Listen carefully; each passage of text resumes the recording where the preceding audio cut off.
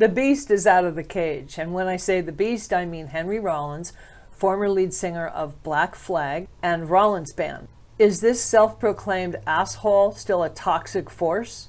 Or is he mellowing with age? This is the question that I'm going to answer in this video. Welcome to The Radioactive Patient, a music, art, and mental health mashup.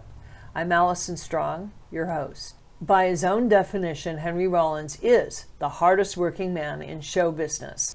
Henry Rollins is listed, and there's so many categories that I literally have to read from a piece of paper. Okay. Singer, writer, actor, speaker, presenter, producer, comedian, and activist. On the mental health end, Rollins was, by his own description, a skinny, flinching kid with hyperactivity and was put on Ritalin. And he had every reason to be nervous and flinching because he was sexually assaulted as a young boy, bullied, and made fun of. While Henry Rollins is not straight edge, he's not real interested in drugs and alcohol because it interferes with his ability to experience life to the fullest. And this is something I can relate to because having had an opiate problem in the past, now it's like, who has time for that shit? Do you know what I'm saying?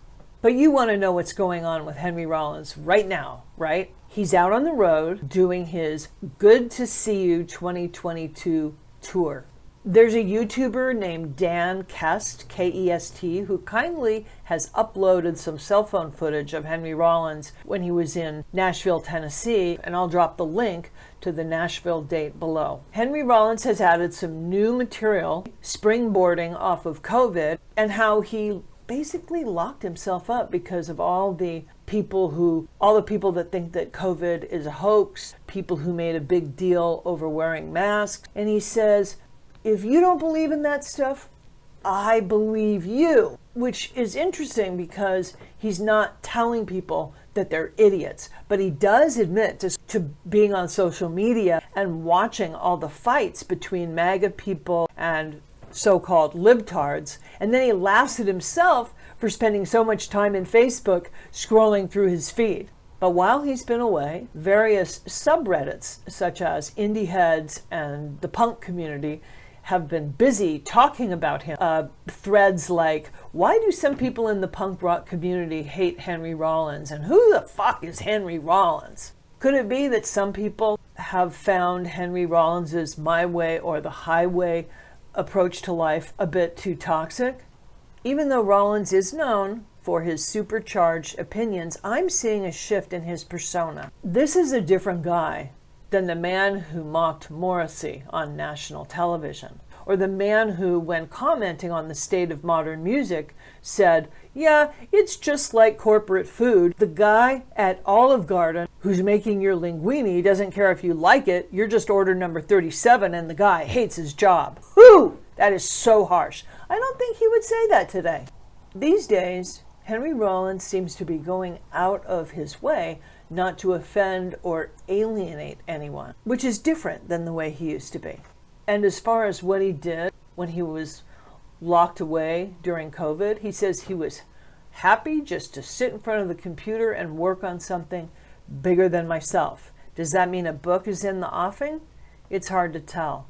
Maybe he was just developing new material. Also, Rollins is still telling that ancient tale about how he was scooping ice cream at Haagen-Dazs, and when Black Flag came to play DC, that he went to the show and he got up on stage and he sang with them on the number Clocked In, and then later was asked to go to New York to audition to be the lead singer of his very favorite band.